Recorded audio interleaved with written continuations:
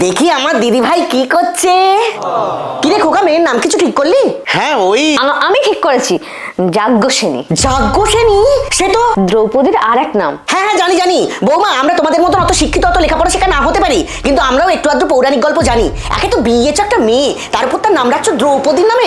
বলি হারি যে সাহস কি তোমার? খোকা তুই এসবে হ্যাঁ বলছিস? আমি কিছুই বলিনি মা, ও বলছে আমি শুনছি। নাম তো ঠিক করবেন গুরুদেব, তাছাড়া তুমি আছো বাড়িতে, আর পাঁচটা লোক আছে, ও কিছু একটা বললেই হলো নাকি?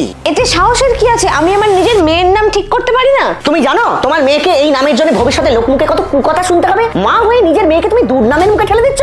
দেখো বৌমা, আমার ছেলে তোমাকে ভাব করে বিয়ে করেনি যে তুমি যা খুশি তাই করবে। রীতিমতো সম্বন্ধ করে দাঁড়িয়ে থেকে সমাজের 5 জনের সামনে তোমাদের বিয়ে দেওয়া হয়েছে। তোমার মেয়েকে যাতে লোক সমাজে পাতে দেওয়া যায় তার একটা ব্যবস্থা রাখতে হবে তো। দ্রৌপদীর নামে নাম শুনলে কোনো ভদ্রঘরের ছেলে ভবিষ্যতে ওকে বিয়ে করবে? তারপর দেখা যাবে দুর্যোধনেরা তোমার মেয়ের কাপড় ধরে রাস্তায় টানাটানি করছে। হ্যাঁ, গুরুদেব যা নাম ঠিক করে দেবে সেই নামই রাখবে বলে দিলুম বৌমা।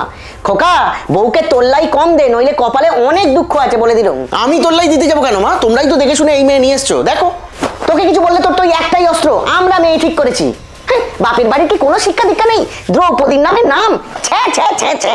তুমি কিছু বললে না? কি বলবো, মা তো ঠিকই বলেছে। তোমারই বা আগ বাড়িয়ে এইরকম একটা নাম ঠিক করার দরকার কি? গুরুদেব তো আছেন মাথার উপর, ব্যাপারটা তার উপর ছেড়ে দাও না। তুমি তোমার যে কাজ সেইটা করো।